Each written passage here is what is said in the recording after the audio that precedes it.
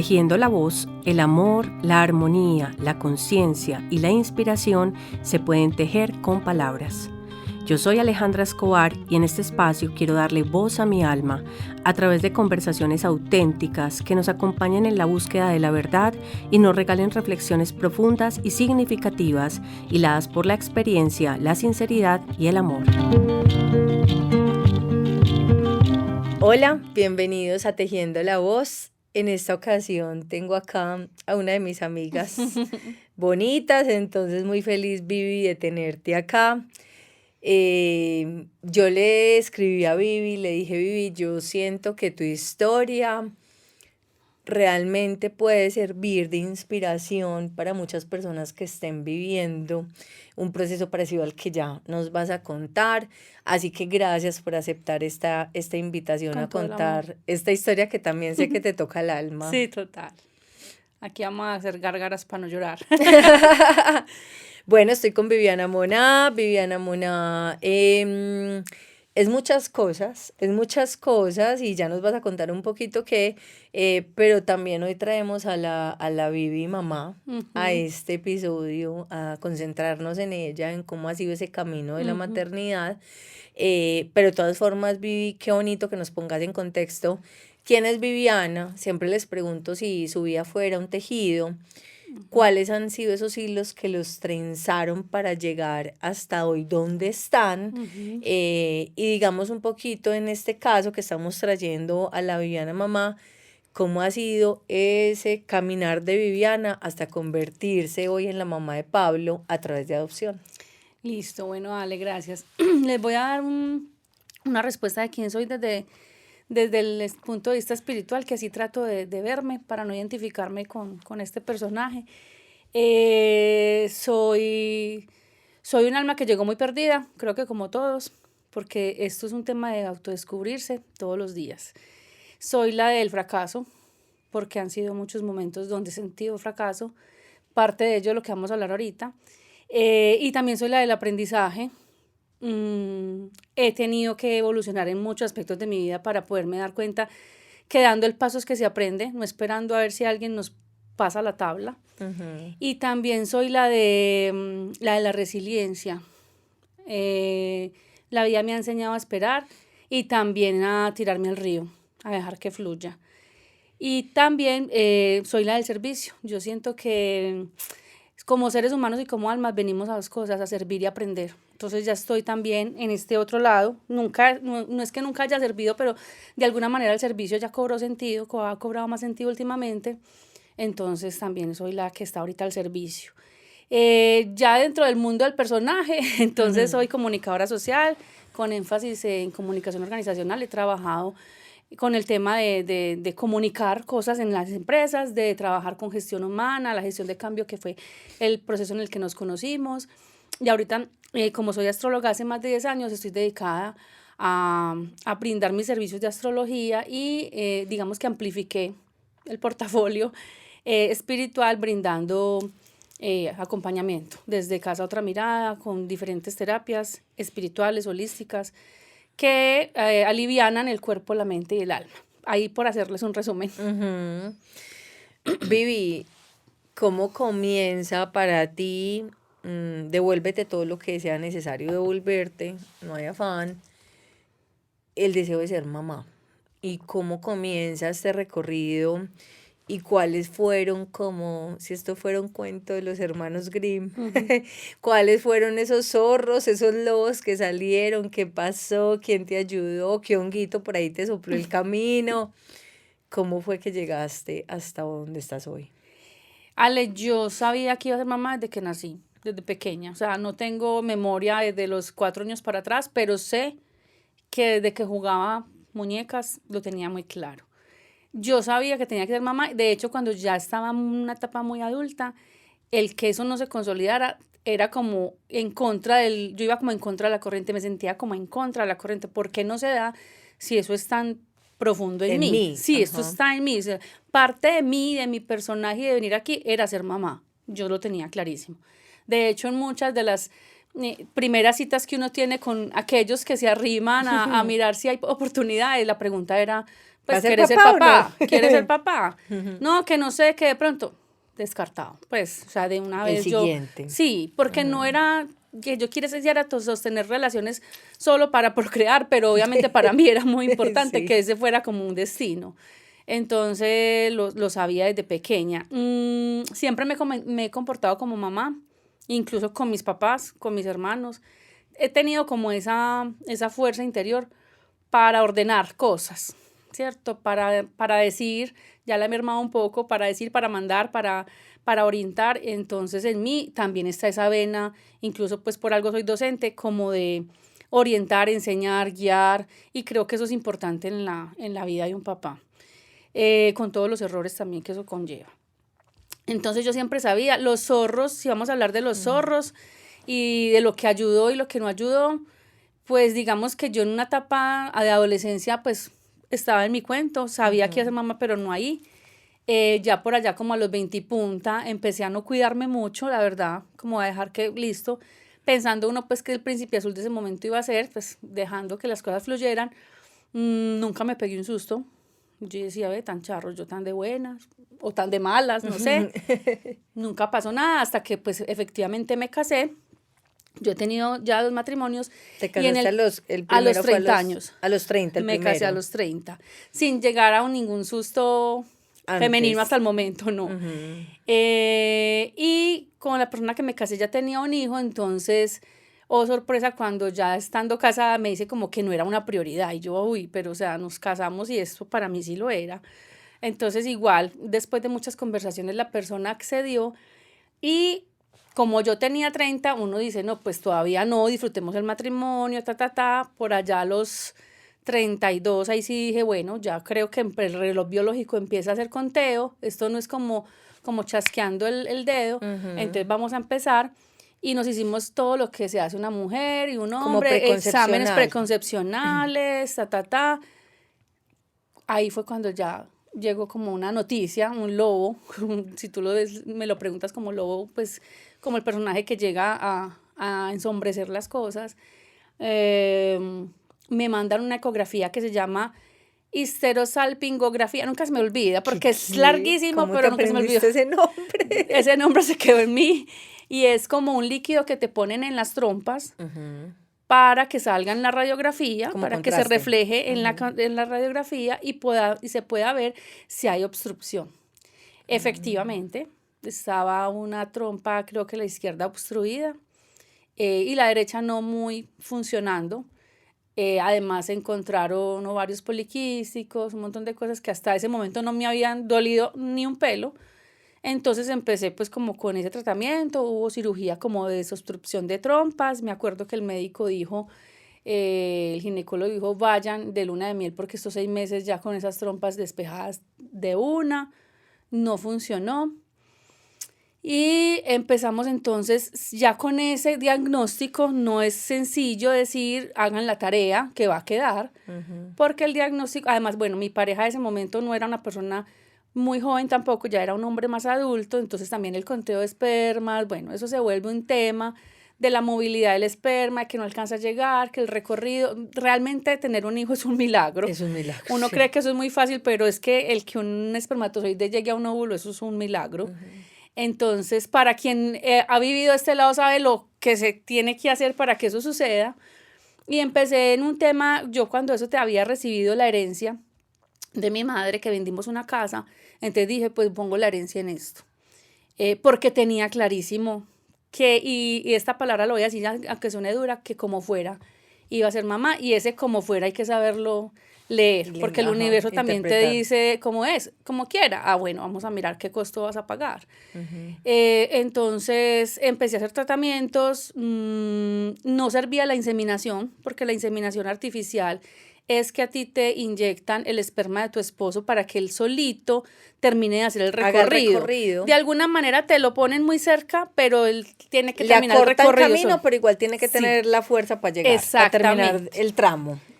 Pero con una trompa obstruida, por más intentos que hicieran los pobres espermatozoides, no los iban a No lo iban a alcanzar. lograr. Entonces la única salida era una in vitro, y la in vitro era extraer el óvulo femenino y en laboratorio unirlo con esperma masculino, obviamente seleccionados, los mejores de los mejores, para que una vez el embrión empezara como a volverse mórula y todo este proceso celular, no sé si es a los 3, 4 días o a la semana, ya te implantan el embrión. O sea, es prácticamente seleccionarlos mejor, fecundarlos afuera y ya fecundados, que es lo que pasa orgánicamente dentro de las trompas. Sí, exactamente. Te lo implantan en el útero Ya directamente. En el útero, sí. Okay. Con un útero preparado previamente, con todos los controles, que esté en punto, que estén los días, eso no se cuenta por días, se cuenta por horas. Yo te acompañé en parte de ese proceso y nunca se me va a olvidar eso que acabaste de decir, que por eso decimos que ser mamá es un milagro, porque no son días, son horas, o sea, son horas específicas en las que prácticamente te tienen que hacer ecografías constantes para saber el momento exacto. Cuéntanos cómo es el proceso. Y cuando tú te vas, que te hacen la extracción del óvulo, que es como una cirugía, pues para el hombre es más fácil hacer la extracción, ya lo saben cómo, pero para la mujer sí es como una especie de cirugía, y mientras, digamos, se da la fecundación en una cámara que tiene como la misma temperatura ambiente de una matriz, de un útero, van pasando 36 horas más o menos. Entonces tú tienes que ir como a las 36 horas siguientes de haberse hecho la extracción para estar disponible para ello. El laboratorio supremamente, súper médicamente adecuado, y te hacen como la implantación y te tienes que ir de ahí a cuidarte como nunca, o sea, casi que pies para arriba, quietud absoluta. Pero te saltaste un paso, y es que para mejorar la calidad de los óvulos también te inyectan hormonas. Sí, todo el proceso complejo. previo, sí, mucho. Todo el proceso previo a que a ti te extraigan un óvulo, para que ellos garanticen que el óvulo va a funcionar, tiene que ser, hagan de cuenta cuando exportamos los mejores tomates al exterior, que les ponemos hormonas para que aguanten el viaje, para que lleguen allá en óptimas condiciones. Entonces es un tomate muy lindo, pero tiene hormonas.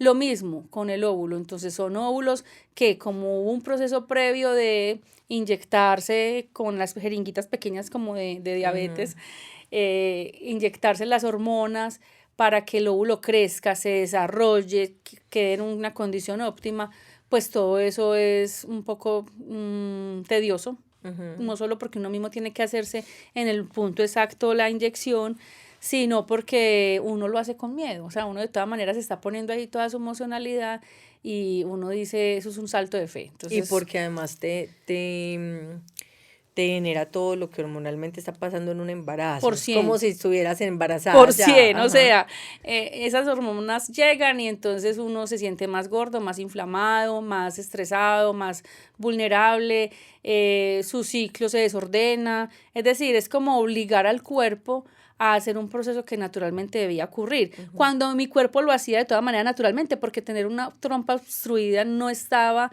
impidiendo que naturalmente yo ovulara, el óvulo fuera de buena calidad y todo eso, pero digamos que uno cuando paga estos tratamientos médicos, pues los médicos se aseguran de que no vaya a haber ningún error y que esté pues al 100% cubierto el asunto. Entonces, claro, el tema hormonal era muy, muy teso, porque esto también laboralmente afectaba mucho, uno se sentía cansado, agotado, irritable, la gente no entendía la irritabilidad y uno no iba pues diciéndole a todo el mundo, no quiero estar en esta reunión porque no, o sea, ese era un asunto muy guardado, porque es un tema que uno mismo lo vuelve tabú. Y entonces, por ejemplo, cuando estabas diciendo antes de que te interrumpiera que, listo, digamos que ya te implantaron ese óvulo y ya tenías que hacer unos cuidados especiales, pues como para que eso pegara, ¿ahí cómo lo manejabas? No, sí tocaba tener incapacidad, ellos le dan a una incapacidad médica, entonces con la incapacidad es un tema que uno tiene que hablar con el jefe directo, ahí sí ya sin detalles, pero sin entrar en los detalles que uno no quiera, pero sí decirle que estoy en este proceso y me van a incapacitar. Con esa incapacidad, pues obviamente había una quietud absoluta, cero alcohol, movimiento, cero ejercicio, caballos, paseos, mar, no se puede uno meter a una piscina, a un mar, a un termal, nada. ¿Y por qué? Porque queda muy sueltecito, el embrión queda muy sueltecito en el útero, él se tiene que agarrar, digamos, artificialmente, o sea, no es lo mismo que él tenga el proceso normal de bajar y se llama implantación, implantarse en el útero, a que una jeringa lo haya puesto y él esté buscando dónde. Entonces, claro, te metes a un termal y pues se sale. Puede que se salga, no se pueden tener relaciones sexuales, bueno, hay todo un proceso para cuidar esa vida. Y ya ahí tienes que esperar casi un mes para que la hormona del embarazo, que no recuerdo cómo se llama, HCG, se empiece a subir, pues como en cantidad para que ellos determinen que estás en embarazo. Yo, para hacerles el cuento más corto, hice 2 procesos con esta persona, uno paga paquetes, hice 2 procesos y en los 2 procesos no hubo embarazo, hubo un embarazo de 6 semanas, que incluso hay una cosa con los procesos de fertilidad y es que también por minimizar riesgos no te ponen un embrión sino 3, ¿cierto? Con el riesgo de que sí los 3 se desarrollen y entonces ya son trillizos y tú tienes que tener eso claro y eso está firmado. Pero como ellos saben que hay un tema de error, ¿cierto? Que hay un margen de error, entonces por lo menos mellizos o siendo muy, muy optimistas se desarrolla un embrión de 3. En un embarazo que perdí, se perdieron los gemelos, pues los mellizos, ya con 3 semanas, con 6 semanas. Pero llegaste a darte cuenta que estabas en embarazo, que eran gemelos. Sí, al mes llegué donde el doctor me dijo que estaba en embarazo, que siguiera el siguiente control, que ya era mirar pues los saquitos, en fin. Hay cosas de la vida que uno no sabe leer, sino cuando ya está, esta del futuro lo lee ya así, pero la de ese momento lo veía como una cosa imposible que pasara, porque a mí, ¿cierto? Todo ese tema de victimizarse, porque pasa esto así, pero la de hoy lo lee como hubo una sucesión de eventos que si uno los hubiera visto, no hubiera dado el paso. Y es que mi médico, cuando íbamos a hacer la implantación, él me hizo la extracción del óvulo, el médico es una eminencia en Medellín, y cuando llegó el momento de la implantación, que ya eran 3, 4 días, porque realmente eran como 36 horas, como les digo, él ya estaba de vacaciones, entonces encargó al siguiente médico, a otro colega para que hiciera esto, y yo no me sentí tranquila, porque él no supiera hacerlo, de hecho lo hizo bien, pero yo decía, me desencajé, pero como que me desacomodé. Intranquilidad, sí, como que sí, será que el Señor sabe cuáles son mis condiciones, Y hubo otro evento que ustedes dirán, pero pues es que eso no tiene nada que ver, pero hoy sí siento que era una señal, y es que cuando me estaban sacando sangre, de hecho fue determinante, parece una bobada, pero miren, a uno le hacen un examen antes de la implantación para mirarle el nivel de progesterona, para poder saber en qué nivel de progesterona está, desde dónde empieza. Y cuando te lo implanten, poder medir si la progesterona subió, ¿cierto? Cuando la chica me estaba haciendo el examen de sangre para medir progesterona, se le cayó el tubito. Con mi muestra se le cayó. ¡Plum! Y se cayó y ella cometió como ese error, era nueva, algo así. Entonces, aparte que no estaba con mi médico, pasa esto. Y yo dije, o sea, me sentí todavía como, ¿por qué pasa esto este día tan importante? Eso hizo porque cuando ella se le cayó el tubito, me habían puesto progesterona. Porque a ti te hacen el examen, te inyectan progesterona antes de hacerte la implantación. Ya me habían aplicado progesterona, entonces me volvieron a hacer el examen. Ya tenía progesterona implantada. Pues o sea, se le cayó, entonces ya esa muestra no sirvió. No sirvió, que era la realmente la volvieron a tomar, ya tenías progesterona. Ya tenía progesterona, no había real. No era un resultado real. Uno en ese momento dice, ay, no, yo tan de malas, en fin, lo que sea. Pero hoy digo, era para haberme parado esa silla y decir, venga, no, así, hagámoslo otro día, o sea, no sé. Quizá pues también la vida diciéndome, por aquí no es. Me implantaron pues los embriones y ya cuando mi médico llegó, yo tenía cita con él y midió niveles de progesterona y los vio muy bajitos. Y dijo, esto no es normal que tú tengas un embarazo y que la progesterona no haya subido. Y más si son mellizos. Y no tenía referentes reales de mi progesterona natural. No, él no tenía cómo medir eso. Inmediatamente me mandó progesterona a que yo me inyecte, porque ya el resultado había salido positivo de embarazo, entonces me mandó mucha progesterona. Y en la siguiente cita, llevé a mi papá, no, le conté a todo el mundo listo en la sala de espera para ir a ver entonces la ecografía. Y el médico no encontró nada. Dijo, no encuentro ningún saco, no veo nada. Y yo me acuerdo que yo en esos momentos de mi vida que me han pasado cosas graves, yo nunca reacciono. Yo soy demorada para reaccionar. Realmente quedaste hago como en los duelos shock. muy lentos, sí. Yo no, ni siquiera en shock. Yo me quedo como callada, como me abstraigo, como, sí me está pasando esto a mí, como que ni lloro, ni hablo, porque me acuerdo que la cara del médico, de mi papá y de mi esposo en ese momento me miraron a ver si yo hacía algo y yo era como mirándolo a los tres desde la camilla, yo como que, pues yo casi que les digo, no pasa nada, pues, pero no pasa nada, era No que sí pasa nada estaba que no pasando todo. entendías, no entendías, Sí, sí, lo que estaba pasando. yo me paré, me decía como si hubiese estado en un examen de rutina. Y el médico decía como, pues esta pelada no Porque estás siente tan nada, no está muy tranquila, tranquila. ajá. Ah, no, entonces vayan tranquila, seguimos con el siguiente intento, vengan dentro de tanto, ta. Y todos en mi casa en el entierro y yo no, como que no caía. Finalmente, pues ese día cuando ya llegué como a mi casa, como que dije, ay, o sea, perdí los bebés, o sea, ahí sí como que, ¡plum! Ya ahí sí se bajó toda la emocionalidad y pude pues llorar y depurar y decir, claro, es que la progesterona, es que se les dañó, es que, y empecé a echarle culpas al médico de turno, al que no había dejado, al que Todo se lo fue de que puede haber vacaciones, a la que pasado. dejó caer no, empecé pues como a tener culpas por todo y a esperar el siguiente intento. Entonces, en el siguiente intento no fue tan traumático como este, porque sí se hizo todo el protocolo, pero yo ya sabía que como sí, podía que no. Y efectivamente también, aquí sí no hubo embarazo, aquí sí, digo yo gracias a Dios, porque es que te digan que estás embarazada y que lo perdiste es más Es una difícil desilusión más que decirte grande. que el tratamiento no funcionó. Sí. Entonces, listo, no funcionó, no hubo embarazo, y si se te acabó el paquete. Entonces uno es como, ok, Y voy es a un mirar si montón hay de otros plata. 30 millones, sí, claro. Voy a mirar si dónde saco otros 30 con la claridad de que yo iba a ser mamá. Pero como uno no tiene los 30 millones en el bolsillo y uno también emocionalmente tiene que darse unos tiempos, y yo cuando tenía unos 32 años dije, no, pues hay más tiempo. Y esperé como hasta 2017. O sea, esperé, haz de cuenta que Tres o cuatro yo años. hice como proceso en 2014 y esperé como 2 años. No solo por la plata, sino pues porque se atravesaron otras prioridades. Y en 2017 yo empecé un año de mucho aprendizaje y empecé a tener como un bajón en la relación de pareja. Empecé como a sentir que no era mi lugar y a tener evidencia de muchas cosas que me mostraban que yo no debía seguir ahí. Pero yo quería ser mamá y ya teníamos la plata. Entonces, Estaba la plata, la pareja, sí.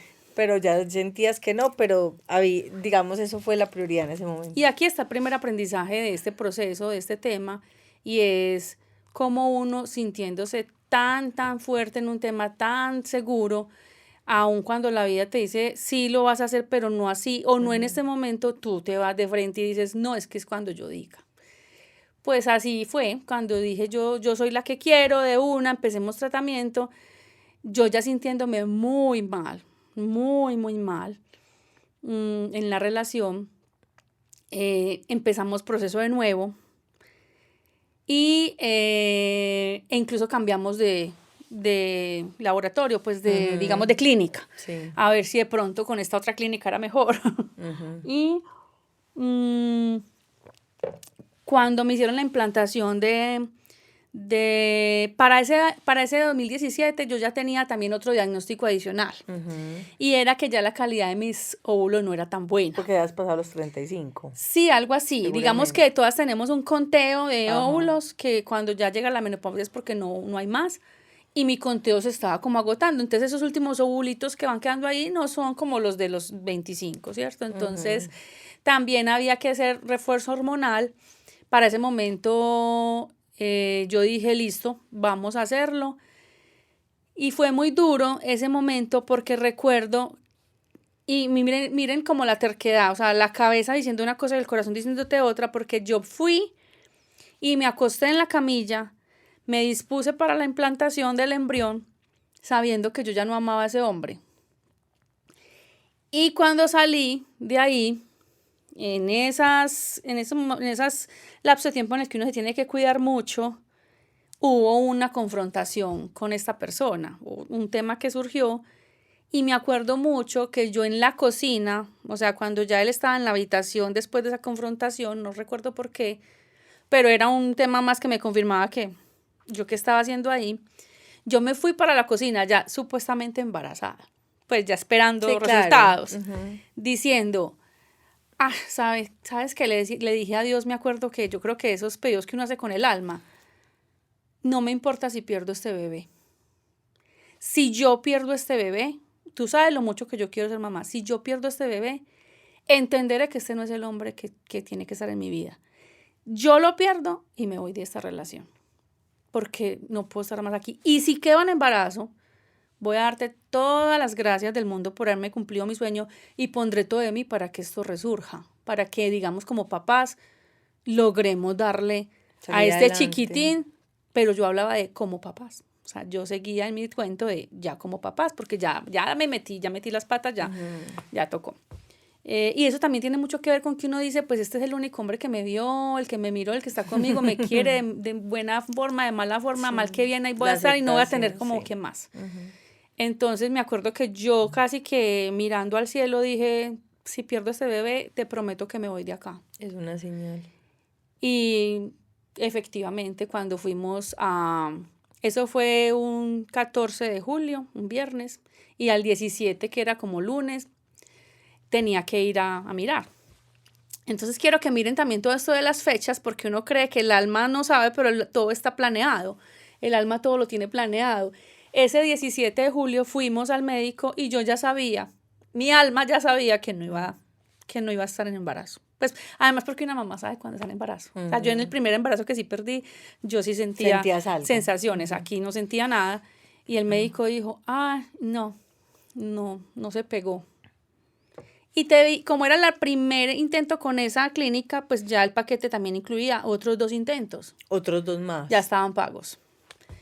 Cuando me dijeron eso, pues la tristeza, el dolor, acuérdense que uno tiene un sentimiento como mamá, otro como mujer, o sea, todas estas cosas son como distintas, se sienten diferentes, entonces claro, un duelo también ahí. Y el médico dijo, bueno, no, pero tenemos otros 2 intentos. Y yo por dentro decía, no más. Ya no. Ni siquiera porque me los puedan abonar para cuando yo tenga otro hombre. Porque yo decía, si esto se puede guardar para cuando yo consiga otra pareja. Guardarlos. No. Yo pensé que los habías guardado. No, estabas no quise volver. Sí, en ese momento no. Y fuera de eso ya tenías como la decisión tomada de que no ibas a estar en esa exacto, relación. No te imaginabas el futuro. No me imaginaba.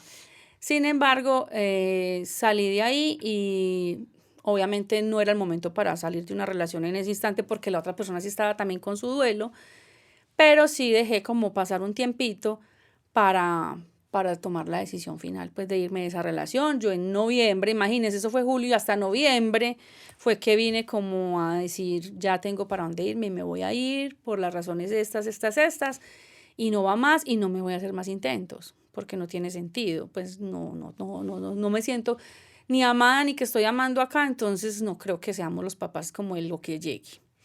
Entonces esa relación se acabó, pero quería como que ustedes supieran las fechas porque el 17 de julio que yo me hice el examen y donde me dijeron no, ese día conocí al que es mi esposo hoy. Casualmente, como fue una cita de rutina donde me dijeron no pegó el embrión y no había incapacidad, yo tenía que volver a mi trabajo.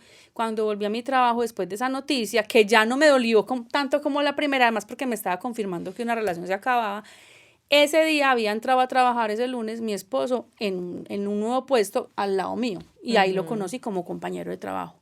Ese día entró él a mi vida cuando el otro estaba saliendo, entonces muy charro porque el alma ya como que sabía hacia dónde iba, pero yo en el momento pues no, un compañero de trabajo ya.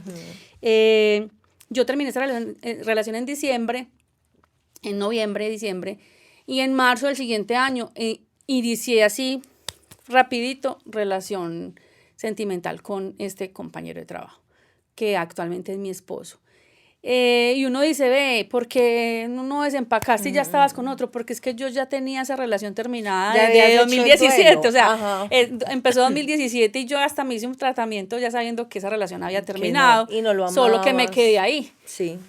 Pero fue muy fácil para mí de inmediato empezar como a amar a Alejo, además porque pues los que lo conocen saben que es muy fácil, es una persona muy fácil de querer, entonces estaba para mí. Pero seguía yo entonces ya ahora sí entusiasmada con el tema de, bueno, ahora ¿Y aquí sí ahora quiero ser qué? mamá otra ¿Y vez. ahora ¿Y qué? ahora qué hago? Entonces, Y fue uno de tus primeros filtros con Alejo. De una sí, vez le dijiste. sí, sí. Vi cuántos Yo años le tenías ahí. Yo tenía 38. Ajá. En 2017 ya tenía 38. O sea, ya había pasado un tiempito.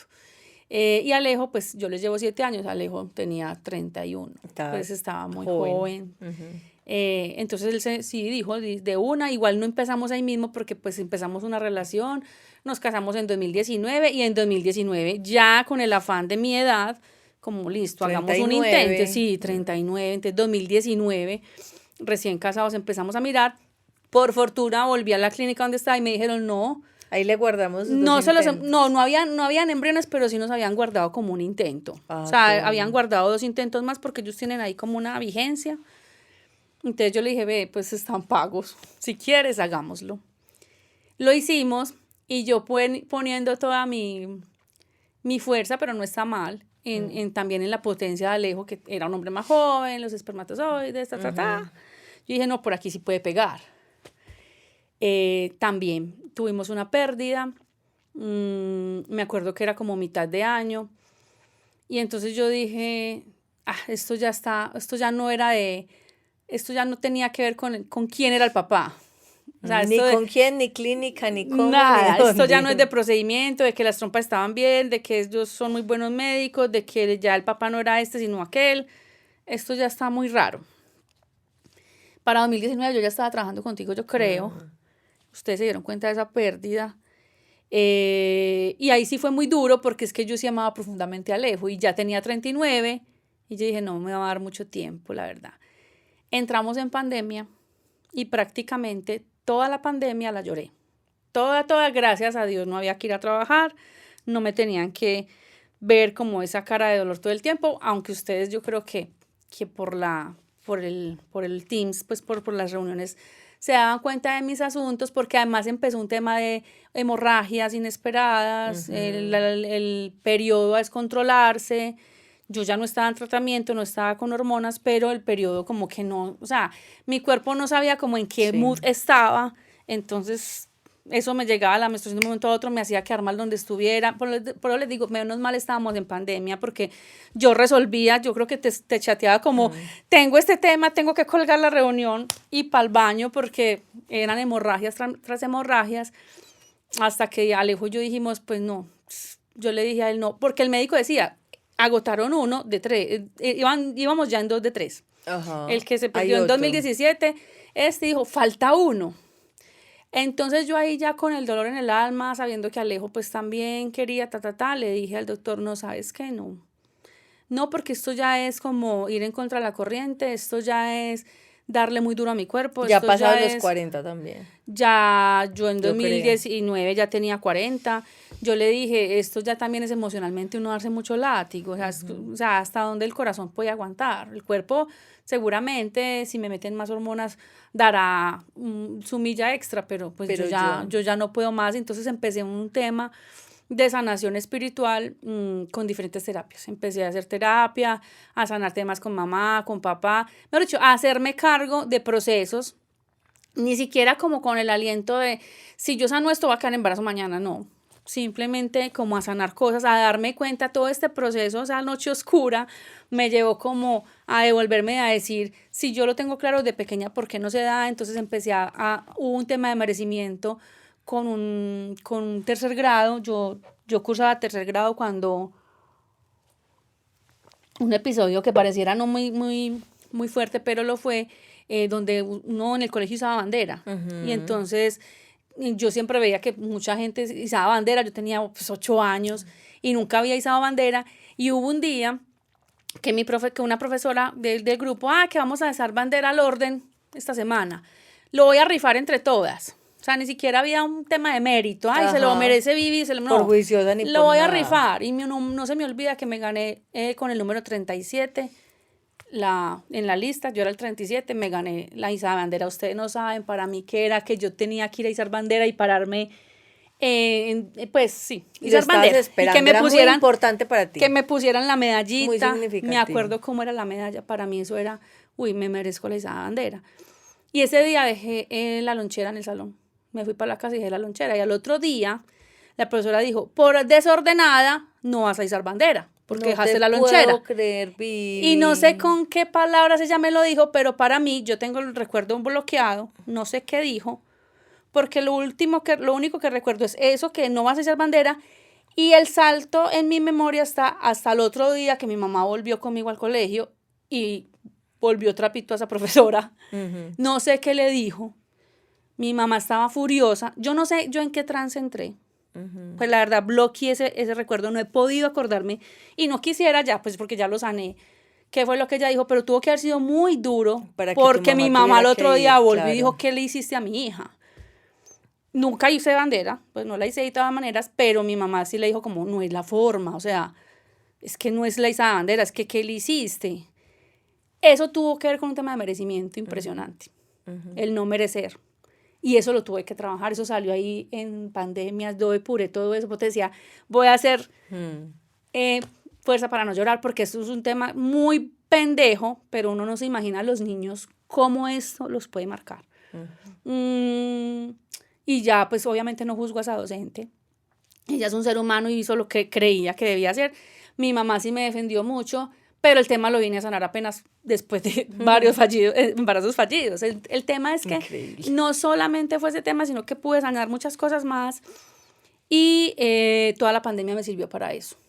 Para decirle al médico, no más.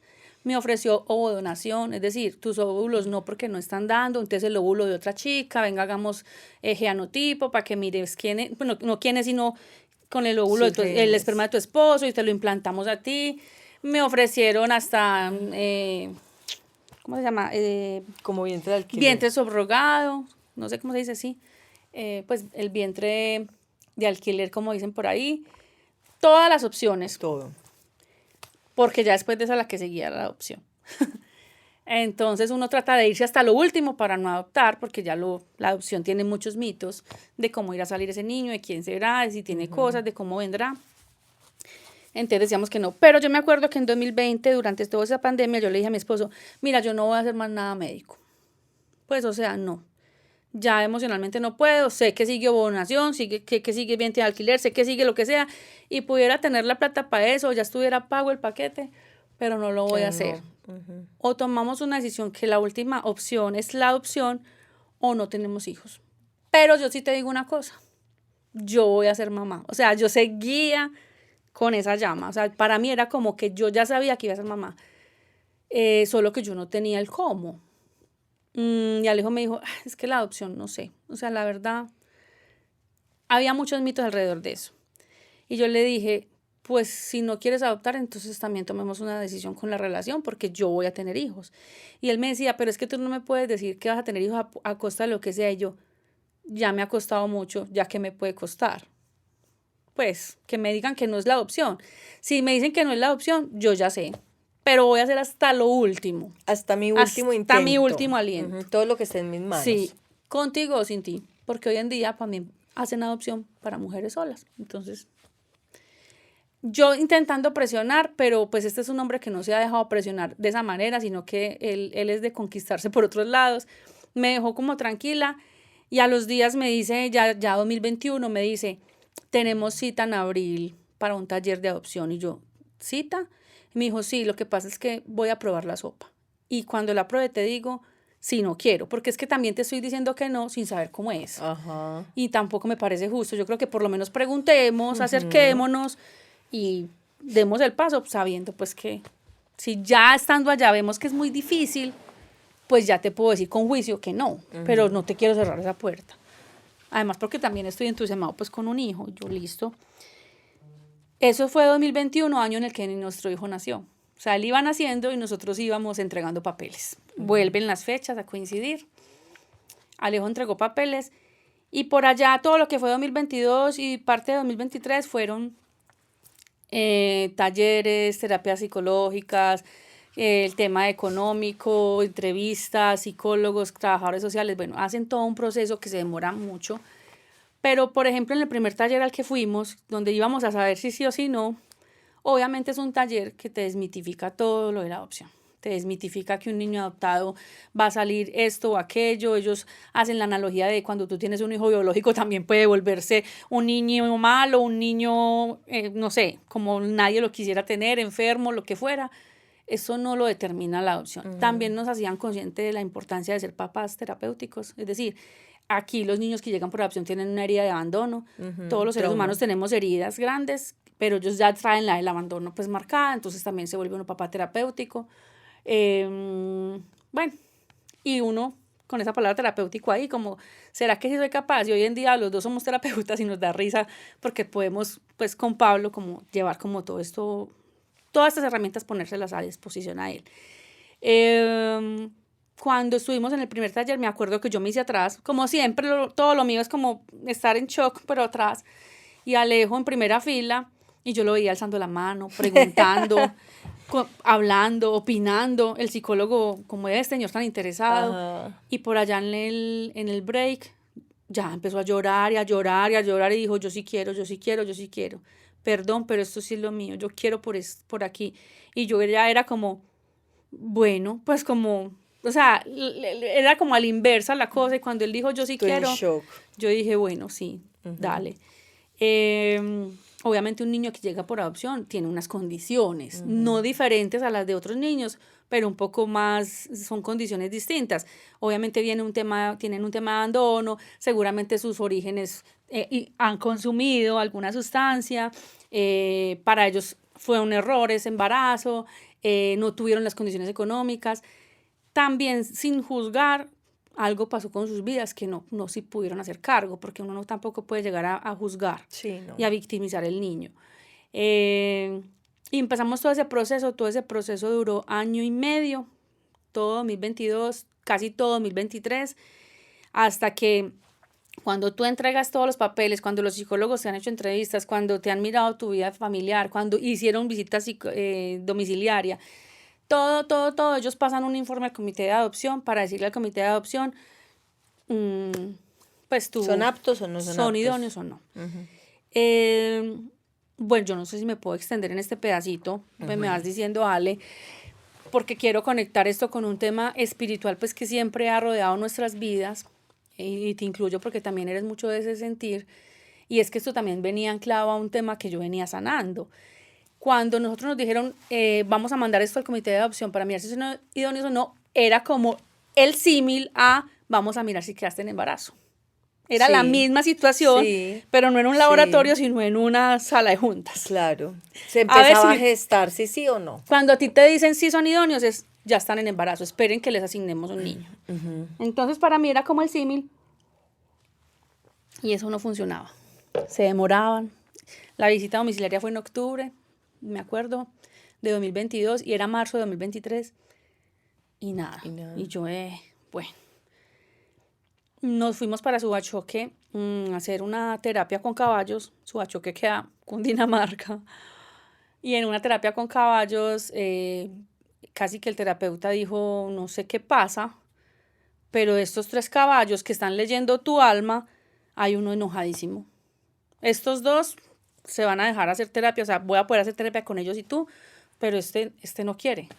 Y ese caballo se revolcaba, se paraba patas arriba, me bramaba, y entonces incluso él me decía, como esta terapia es con caballos salvajes, porque el caballo salvaje no está domesticado, entonces lee mejor el ritmo de tu alma, sí. Entonces, por eso es que él hace terapia con esos caballos salvajes. Pues si yo entraba al potrero, me mataba ese caballo. O sea, me dijo, está tan furioso que te mata. Entonces lo tuvieron que amarrar, se lo tuvieron que llevar, y trabajamos con los otros 2 caballos.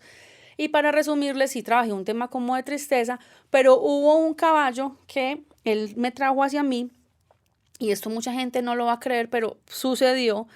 El terapeuta me dice, ve, esta es tu madre. Y yo le dije, pues que mi mamá murió hace 20 años. Y me dijo, esta es tu mamá. Y ella se tiene que llevar un frío que llevas en el útero mucho tiempo.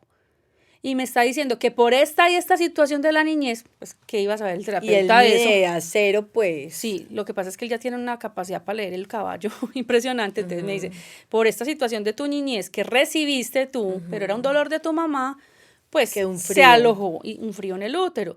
Claramente estás en otro proceso, pero es que eso tampoco hace que esa alma quiera venir por adopción también. Entonces vas a tener que hablarle a tu mamá y a decirle que se vaya con ese dolor y se lo lleve. Y yo dije, no puede ser, o sea, yo ya me despedí de mi mamá 20 años, o sea, en cada proceso de sanación que hago me tengo que despedir de mi mamá. Ay, no. ¿Cuántos años llevo despidiéndome de mi No, mamá? y además que mi mamá se murió en 2002, yo le vine a hacer duelo a los 12 años porque soy muy demorada para hacer duelos y para entender. A mi mamá la vine como a enterrar a los 12 años de muerta. Y ya después, 10 años después de ese 2012. Y todos los procesos ah, con ella, yo decía, ¿qué más le tengo que entregar a mi mamá? O sea, él me dijo, lo que pasa es que ella sí está en este caballo. Claro, el caballito era ahí al lado como esperando que yo le hablara y yo, ¿pero qué tengo que hacer? Me dijo, háblale al caballo como si fuera tu mamá y yo, no, por Dios, o sea, no me pongas eso. Entonces empecé a hablarle al caballo, a decirle, bueno, Tranquila. Se vale, se vale. Es parte. a decirle, bueno, madre, vete con esto, esta situación, esto no es mío, te lo devuelvo, es tu tristeza, viniste por ella, llévatela, ta, ta, ta. Y les juro que en ese momento que yo le estaba hablando, el caballito me miraba fijamente así, me miraba con sus ojos así, como si me estuviera escuchando, y yo incluso le decía a Miguel, Miguel me está mirando, me va a morder, me dijo, es que te está oyendo, o sea, él sabe lo que le estás diciendo, síguele hablando. Entonces yo ya miraba directamente los ojos del caballo y me conecté con la mirada de mi madre y le dije como que se fuera. Y este caballo que es salvaje empezó a lamerme la cara. Empezó a acercarse a lamerme la cara. Él me dijo, te está besando, te está abrazando. Entonces, esa es como la despedida de tu mamá. Entonces yo pues con el susto de que me mordiera, pero ya entregándome a la terapia, sí, el caballito se empezó a arrimar, a como a besarme, a lamerme, y él me dijo, listo, ahora sí ya suéltala, ya déjala ir, y la solté y el caballo corrió, pero rapidísimo y se fue, y solté eso. Eso fue un 11 de marzo y al 14 nos llamaron que éramos idóneos. Entonces yo les cuento esto porque es que todo realmente está sucediendo ahí en ese mundo espiritual, el bloqueo está por allá y uno trata y uno cree que el bloqueo es del cuerpo, que el bloqueo es del Mira hombre el que no último, era. el último paso de los... Sí, ajá. realmente todo esto era un proceso más El de médico, la crecimiento enfermera, o sea, uno siempre se va hacia lo último posible. y uno pone en el afuera Pero hay la procesos muy responsabilidad. profundos, claro, ¿Quién tenía que hacerse cargo al que el proceso fluyera? Yo. claro. ¿Cierto?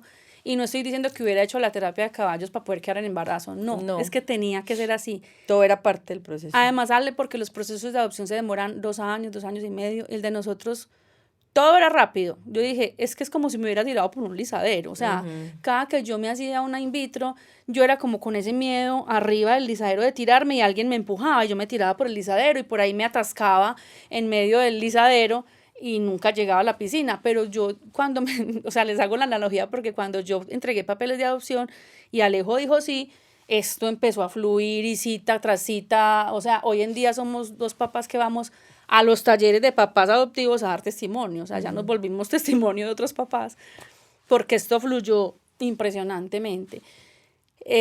Nos llamaron el 14 de marzo a decirnos que éramos idóneos y que ya entonces entrábamos en una lista de espera para recibir nuestro hijo. Esto es como que los papás entran en lista de espera, hay lista de espera desafortunadamente de muchos niños y ellos empiezan ahí a hacer los cruces de toda la información que uno trae, del niño que encaja ahí.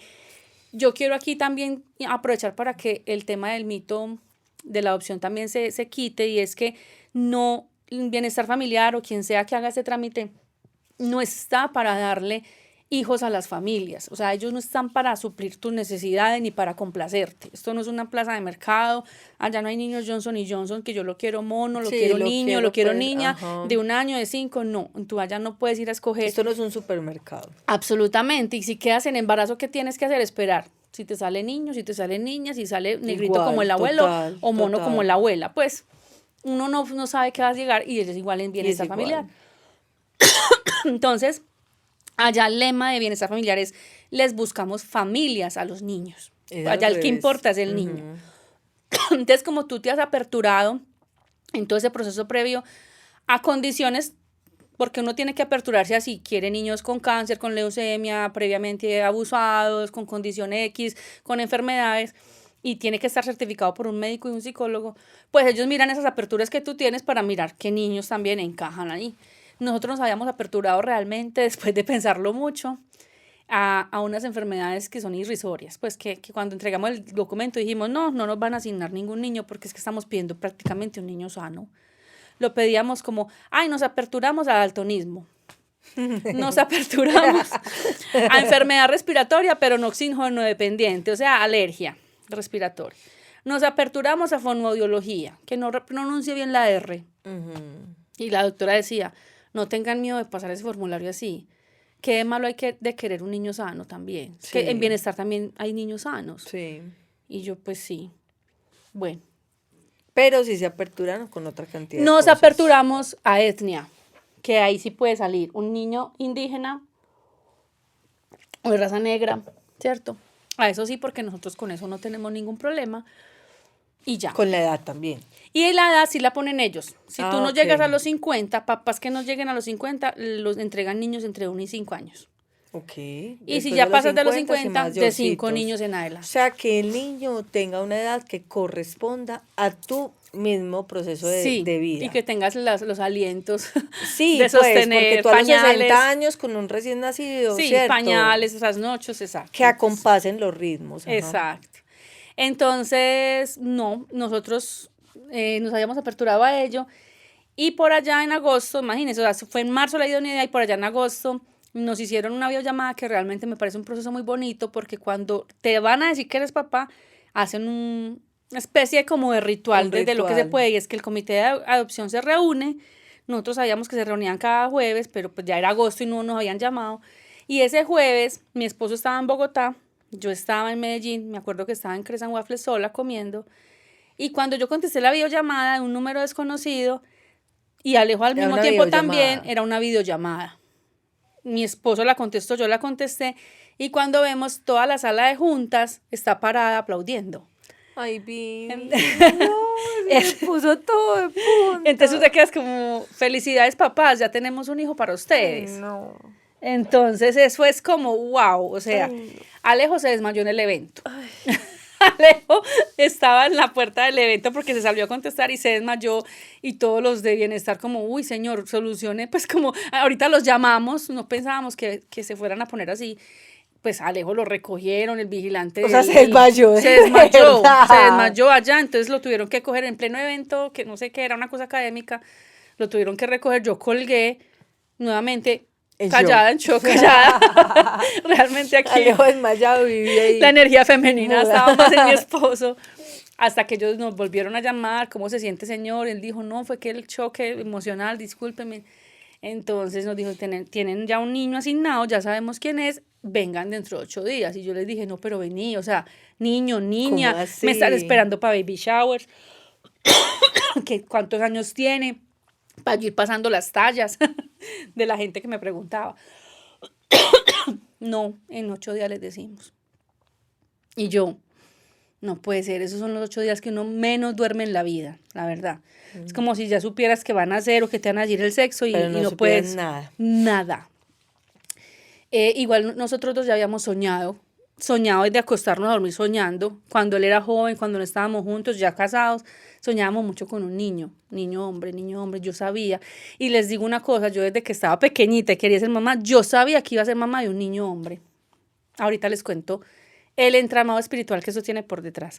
Yo sabía que iba a ser la mamá de un niño hombre. El caso es que cuando ya llegamos a Bienestar Familiar a las 7 de la mañana, de tan alienado día, la encargada del comité lo sientan a uno en un escritorio, le sacan el expediente de 500 páginas, donde está toda la bitácora de lo que ha pasado con él, todo ese tiempo que haya tenido, ¿cómo se llama esto? Control y desarrollo, citas médicas, si le gusta el quesito, si le gustan los animales, si habla, si no habla, todas las particularidades del niño, las condiciones médicas y físicas.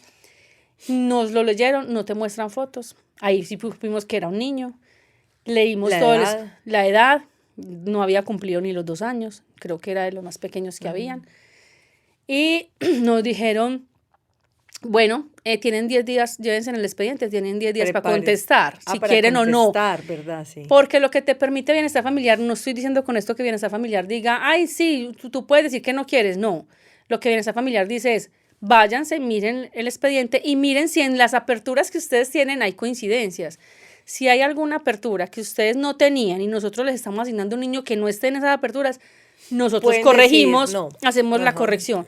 Pero no es que vayan para la casa a mirar si les gustó negro, blanco, Sí. mono, que con el Lo ojo elijo, caído. no, No, ajá. no es por eso. Tienen que sustentar de verdad que alguna apertura no haya sido tenida en cuenta.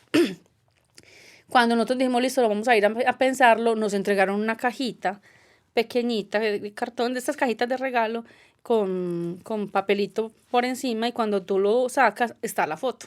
Ahí sí te muestran la foto.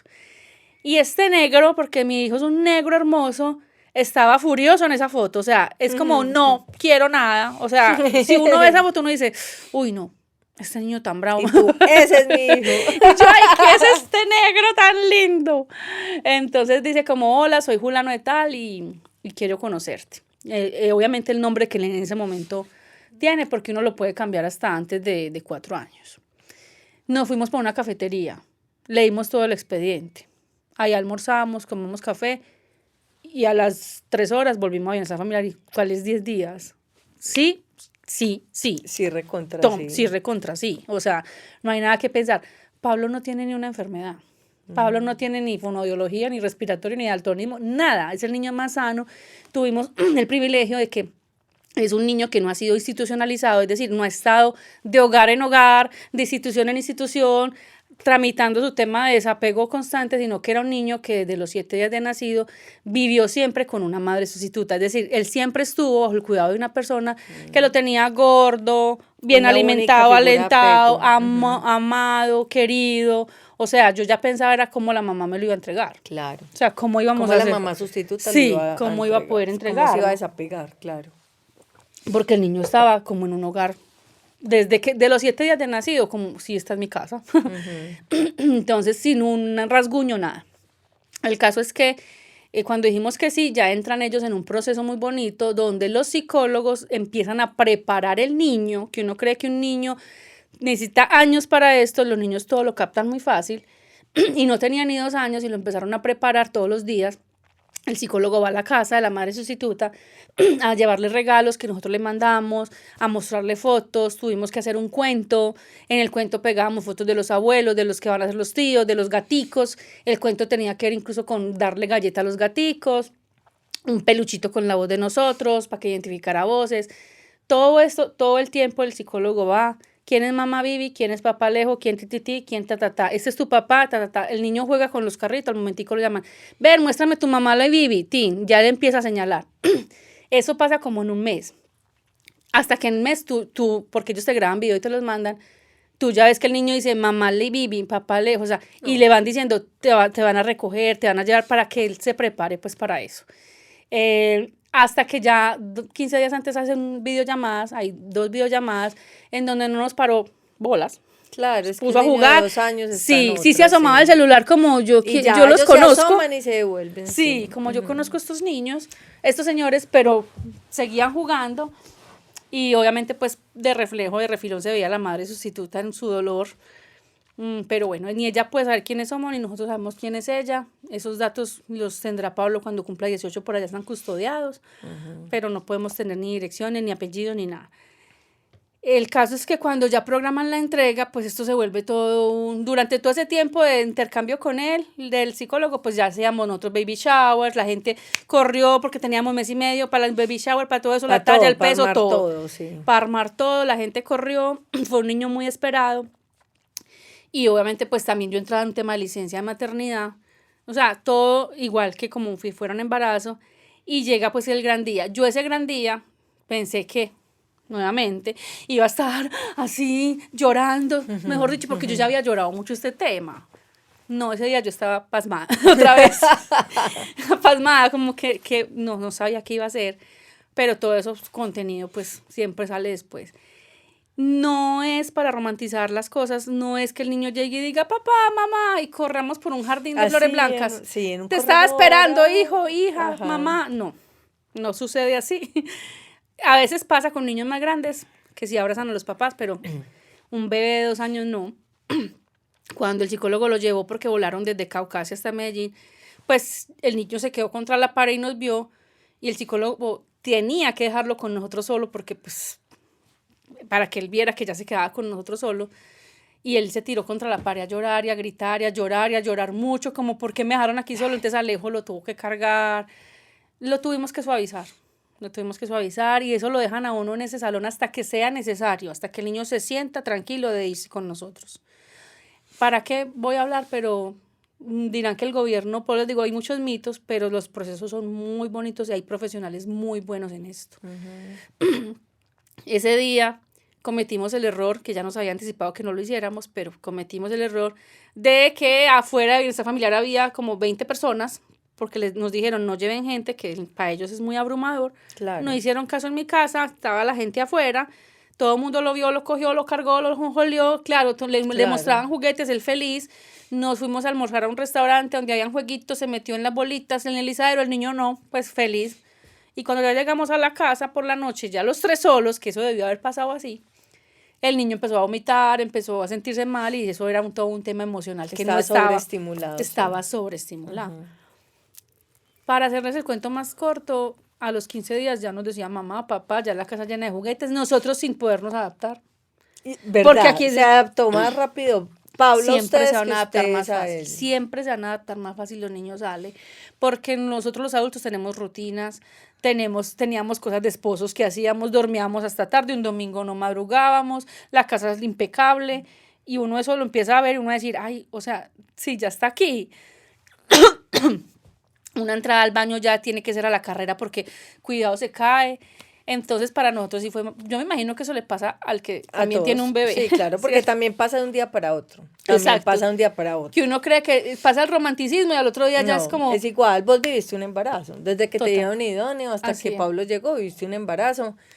Y de un momento a otro llega. Así mismo, cuando uno vive un embarazo, biológicamente nace. Así mismo, de un día para otro, ya no pudiste entrar al baño, ya no pudiste comer, ya no pudiste dormir igual. Tal cual. Y uno diría que, me salté la etapa de tal, sí, pero Pablo llegó y no hablaba mucho. Entonces también era el mismo reto que tienen los papás que recién nace el niño, y es entender si le duele algo, si quiere algo, qué es lo que quiere. Porque Pablo todo era, claro. No hablaba, entonces yo como, ¿qué tienes? ¿Qué quieres? ¿Qué sientes? Muy difícil, sabiendo que él tenía ya un poquito de lenguaje, no lo utilizaba con nosotros. Okay. Hasta que ya nos dijeron, empiécenlo a hacer hablar, que nombre las cosas. Hoy en día hay que decirle que se calle. Hay que hacerlo. Que se calme, que no hable tanto.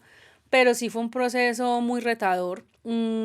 Yo cuando ya estaba ahí metida, y creo que una de las preguntas que tú me hacías al principio es, esos lobos no se fueron solo porque yo iba a quedar en embarazo y no quedaba, esos lobos siguen estando, o sea, el reto de la maternidad, y no porque sea adoptivo, no, es el mismo para todas las mamás. Claro.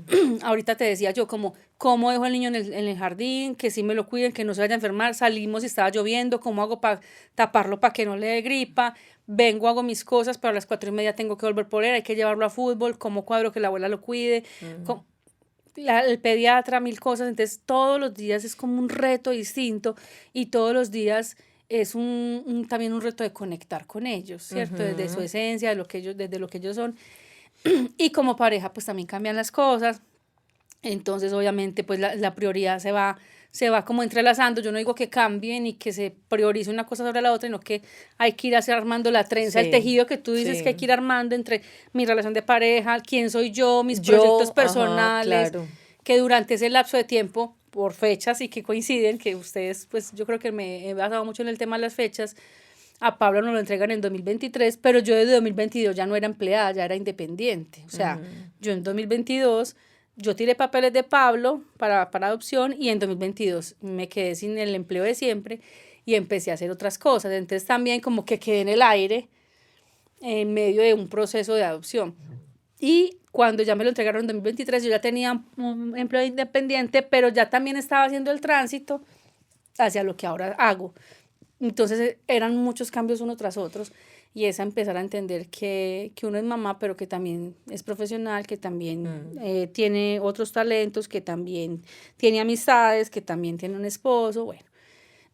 Vivi, ¿cuál te Entonces, ha parecido como el reto más importante de la adopción? No de la maternidad, porque la maternidad en sí mismo tiene esos retos que estás diciendo, pero digamos de la situación específica del tema de la adopción. el reto más grande de la adopción es ayudar a sanar esa herida de abandono. ¿Por qué? Porque un niño que llega por adopción, pues ya llega con esa herida inicial y puede tener otras, ¿cierto? Abandono, rechazo, de ahí para arriba muchas. Como les digo, gracias a Dios, el niño creció en un hogar muy bonito antes de entregarnos, entonces no hubo como tantas heridas de apego y desapego y de no entender si pertenezco a este mundo o no, que le pasa a muchos niños.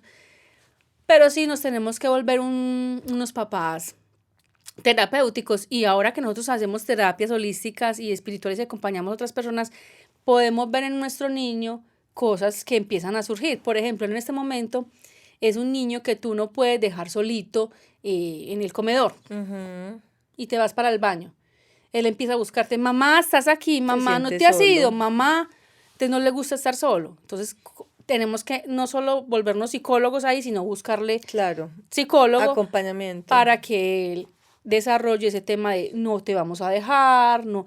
Cuando nos montamos en un Uber y vamos a salir del Uber, yo siempre salgo primero para recibirlo a él y él es desesperado para que yo lo cargue, como no me dejes en este carro, y yo siempre lo miro y le digo, nunca te voy a dejar en ninguna parte, hijo. Y no es porque él sepa que alguna vez lo dejaron en alguna parte, es porque eso está su dentro de sí, inconsciente claro. sabe que fue abandonado. Ajá. Entonces es como eso. Y el otro reto es no ocultarle la verdad. Es que él ya, si tú en este momento hablas con Pablo y él viene hacia ti, tú le preguntas, Pablo, ¿tú cuándo naciste? O cualquier cosa de su nacimiento, él te va a decir, yo nací en la barriga de otra mamá. O sea, a él le parece ¿Y una cuándo super le historia. contaste?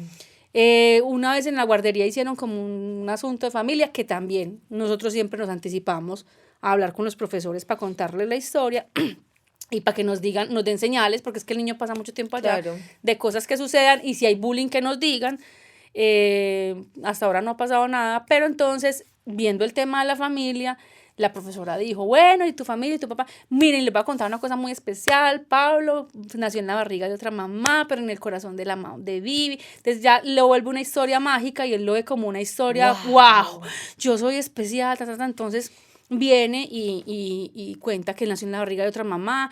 Yo esta semana le decía, imagínate cómo se me hinchó a mí el corazón, yo no me engordé de aquí, sino de acá, y él decía, ¿y cómo, mamá? Y yo, no, se me puso eso todo gordo. Qué lindo. Entonces hay que como contarle esos cuentos, él me abrazaba.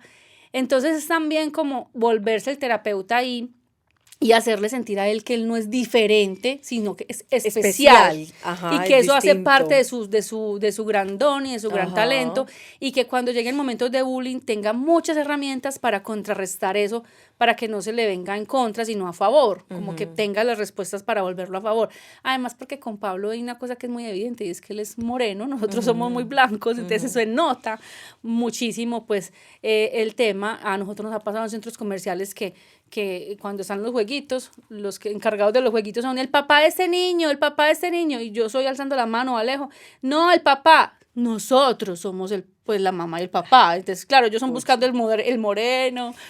También he tenido gente imprudente que me dice en el supermercado, ay, tan lindo su niño, su esposo es moreno. Y yo, no, ¿cómo le parece que yo tuve el niño con un moreno lo más de lindo? Pero después me casé con este blanquito, entonces este me lo está criando. La gente es muy imprudente. Muy imprudente. Entonces yo también como que, sin que Pablo oiga, pues les digo la historia que quieren oír. Ah, sí, sí, lo tuve con un moreno, pero este señor es el que ya estoy con él. Ay, pero tan querido tu esposo encargarse. Ay, sí, usted sabe que hoy en día cualquiera es papá. O sea, realmente les volteo, porque ¿qué me voy a poner yo a explicar tantas cosas? Pero esto es como el reto de la adopción. El reto de la adopción también será más adelante, no lo he vivido, pero seguramente estamos preparados para ello. El que quiera buscar sus orígenes, hay que acompañarlo con eso.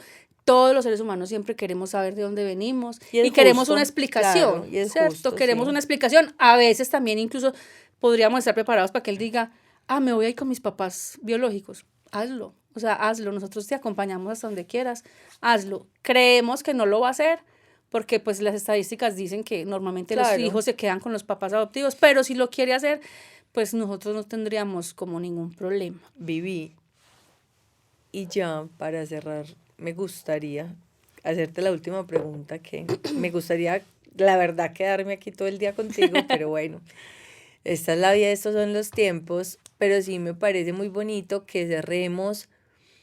Ese es el principal reto, vendrán otros. ¿Cuál ha sido el mayor regalo? ¿Qué ha sido lo más bonito de la adopción? El mayor regalo es saber que mi alma sabía que iba a ser mamá y que lo iba a hacer.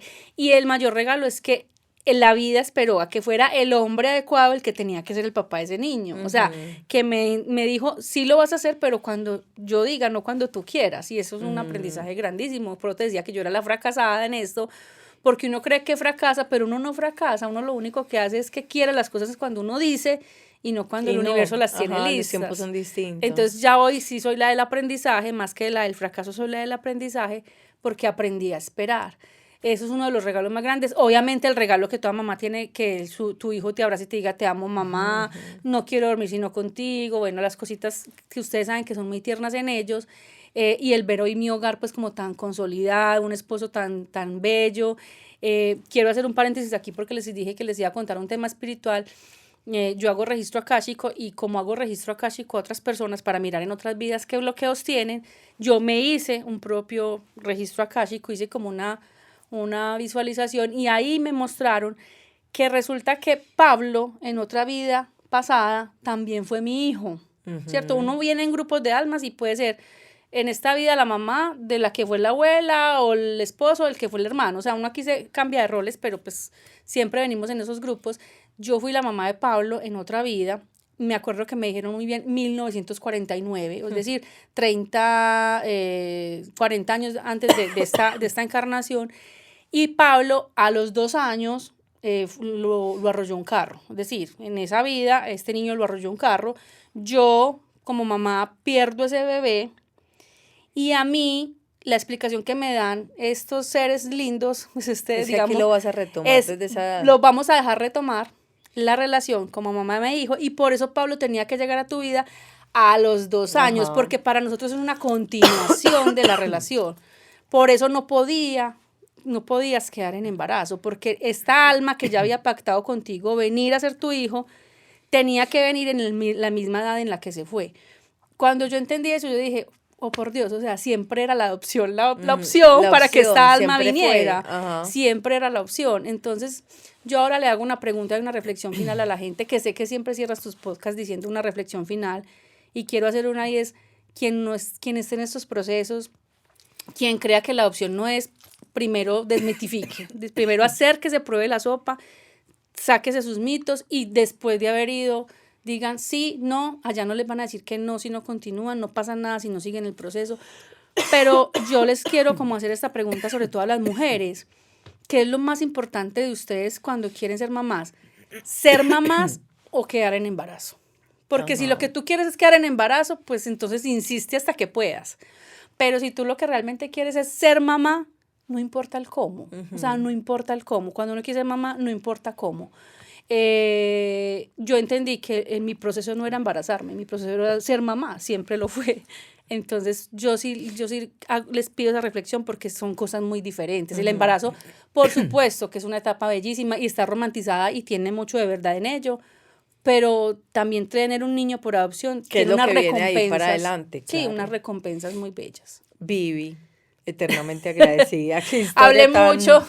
tan hermosa, tan conmovedora. De verdad que qué hermoso que lleguen seres a este mundo, a hogares tan amados, tan deseados, que los están realmente acompañando a vivir de esta manera.